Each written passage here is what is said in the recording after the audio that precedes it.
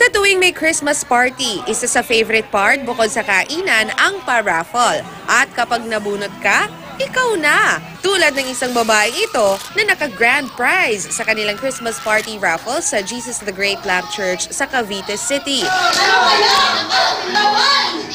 Todo hukay si Sol Galledo sa box, pero pawang mga papel lang ang nakukuha niya. Sa pinakailalim na parte, isang maliit na box pala ang naghihintay. Ang laman pala ng box, sulat mula sa kanyang longtime boyfriend. At ang sulat, hindi lang basta sulat dahil ang laman, wedding proposal na pala ng kanyang nobyo.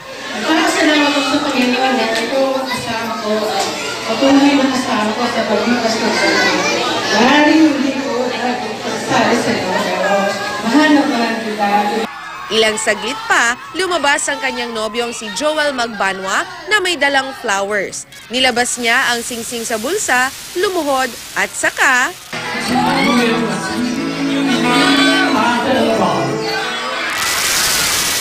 Siyempre, ang sagot ni Sol... Ito na nga raw ata, ang pinaka-espesyal na premyong napanalunan hindi lang ni Sol, kundi pati na rin ng kanyang nobyo. Bukod naman sa pa-raffle, hindi rin mawawala sa Christmas party ang mga palaro. Subukan ng nauuso ngayong Batcha of Blessings.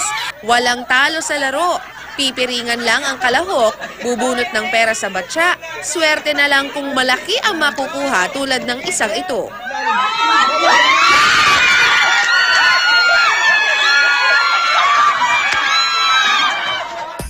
Abay, para kompleto ang selebrasyon, huwag ding kalimutan ang exchange gift.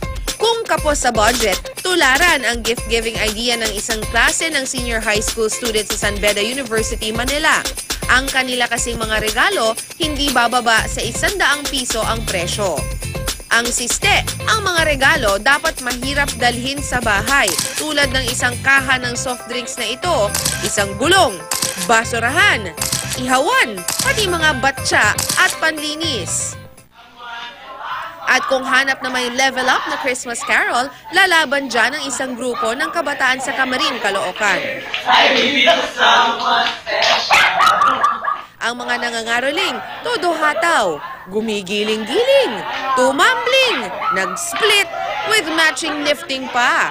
Sabi nga ng uploader, sino ba naman ang hindi magbibigay kung ganyan ang mga ngaroling sa inyo? Ang video, pumalo na sa mahigit 1,400,000 ang views sa Facebook.